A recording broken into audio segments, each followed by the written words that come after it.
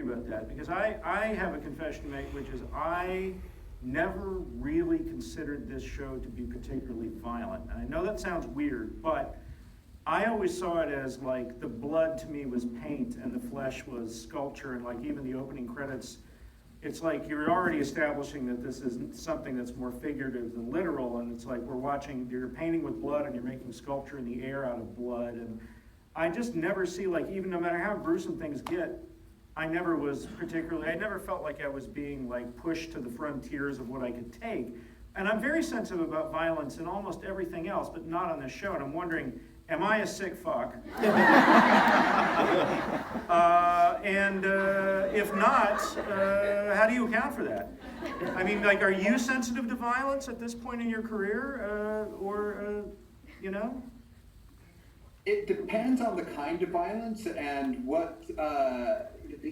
Desensitization is an interesting choice of words, because I would almost characterize what we were doing on Hannibal as an over-sexualization of violence and a compartmentalization of it as well. There's something about getting inside someone's head who is not thinking the way we normally think and can compartmentalize a lot of issues. You know, one of the things that's so fascinating about telling the story of the Great Red Dragon was this poor broken man was trying to find a path to sanity and just was doomed to never get there. And I always found Francis Dollar Hyde totally heartbreaking, and I could divorce or compartmentalize in my mind what the character was doing with what the character, with who the character is. And I feel like our approach to violence on the show is almost putting up a sieve to filter out certain judgment of what's happening and focus on aesthetics to the point where you can't help but say, that's horrific, but it's awesome. Mm-hmm.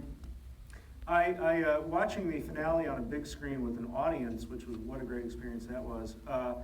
That final battle, I suddenly was reminded of a movie, King Vidor film, A Duel in the Sun. And you know, and that's like something, talk about a ridiculous ending. I mean, it's really like, they love each other and they're trying to kill each other at the end of that movie. And I wondered about melodrama, about the role of melodrama in your work, opera, and these sort of non-realistic horror films. Like I particularly think of German expressionist cinema, where it's all one long nightmare.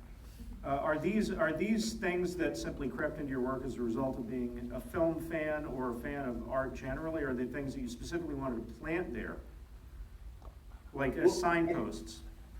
I think it's a little bit of both, because there are those slower, creepier approaches to certain moments, but I wish I could say I have this grand European library of film references.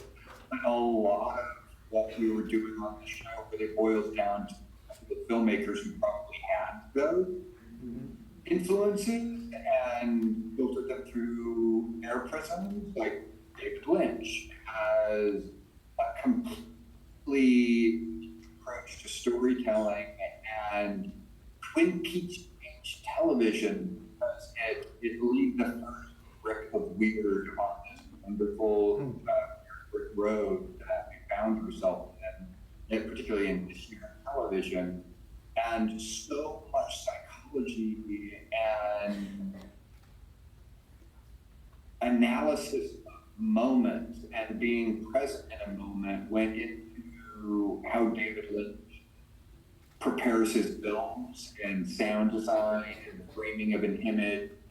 He frequently, confidently gives you a very specific psychological perspective, and you understand which character is coming from and different in all of the scenes or to scenes. But I would say David Lynch and Stanley Kubrick are